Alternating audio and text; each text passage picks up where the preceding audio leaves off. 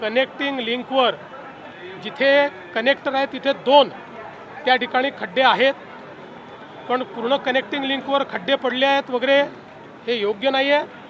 मुळामध्ये काही लोकांना याच्यातच आनंद आहे की कुठल्याही गोष्टीला खूप ॲम्प्लिफाय करायचं।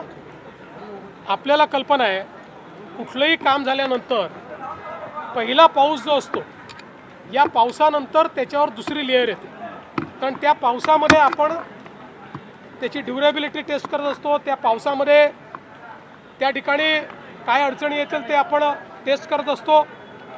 पण हरकत नाही, निंदकाचे घर असावे शेजारी, त्यामुळे निश्चितपणे त्या संदर्भात योग्य काळजी MSRDC घेईल। आणि पुन्हा एकदा सांगतो, दरवेळेस तेच त्या गोष्टी सांगाव्या लागतात। नवीन उड्डाण पूल केला की त्या ठिकाणी मास्टिक एस्फाल्ट आपण जेव्हा टाकतो ते सुरुवातीला जमाच होतं, त्याच्यानंतर मग ते त्या ठिकाणी योग्य पद्धतीनं चालतं। अनेक ठिकाणी आपल्याला केलेलं काम जे आहे ते सेटल करावं लागतं। या इंजिनिअरिंग गोष्टी आहेत, तथापि निश्चितपणे जर हे लक्षात आणून दिलेलं आहे तर त्याच्याकडे लक्ष दिलं जाईल। कुठे जर काही कमतरता असतील तर त्या कमतरता दूर करता येतील।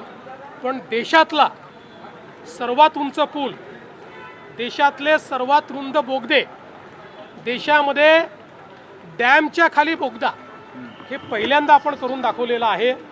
त्यामुळे निवड टीका करणं हे टीकाकारांनी लक्षात घेतलं पाहिजे। त्या इंजिनियर्स ज्यांनी हे काम केलेलं आहे त्यांनाही धन्यवाद दिले पाहिजे।